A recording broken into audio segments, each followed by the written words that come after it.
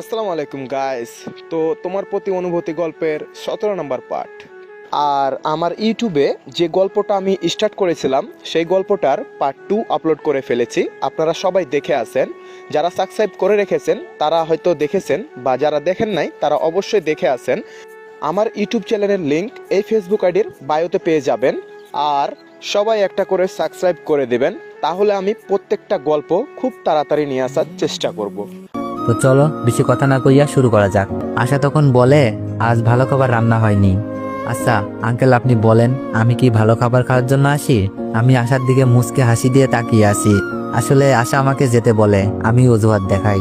Uncle বললেন, আশা এটা তো ঠিক না, আর এমন করবা না। অনেক যখন আসতে চাইবে নিয়ে আসবা, আর তুমিও আসতে বলবা। আশা কান্না করা শুরু করে দিছে।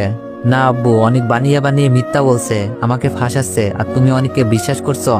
আমাকে তুমি মেয়েই ভাবো না। কি মেয়ে রে? আমি বললাম, হয়েছে আঙ্কেল, বাদ দেন, আপনার কি খবর বলেন। আশা খুব রেগে আছে। কোনো খবর নাই, ভাবি শরবত আনছে, খেয়ে বাসা থেকে বের হ। আমি বললাম, আমি তো আমার আপুর বাসায় আসছি, তুমি বললেই চলে যেতে হবে নাকি? আশা বলল, তুই আমার নামে মিথ্যা বলছিস। মাইশা আপু শরবত নিয়ে এসে গেছে। কি ব্যাপার, আশা কাঁদছে কেন? আশা ভাবির কাছে গিয়ে বলল, ভাবি দেখ না, অনেক আমার নামে বানিয়ে বানিয়ে মিথ্যা বলছে, আর আমি নাকি অনেককে আসতে দিই না। আপু বলল, মজা করছে হয়তো, কাদার কি আছে, বোকা মেয়ে। আশা বলল, তুমিও তোমার ভাবির প্রতি আইটানছ। শরবত খেয়ে বললাম, অনেক রাগ হয়েছে, বাসায় যেতে হবে। আশা বলল, কে রাগ হয়েছে? না খেয়ে যেতে পারবি না। আমি আঙ্কেলকে ফোন করে বলে দিচ্ছি তোরা আমাদের বাসায় যেতে দেরি হবে। যাক বাবা, ভুল উচ্চারণে আজ কাজ হয়েছে দেখছি।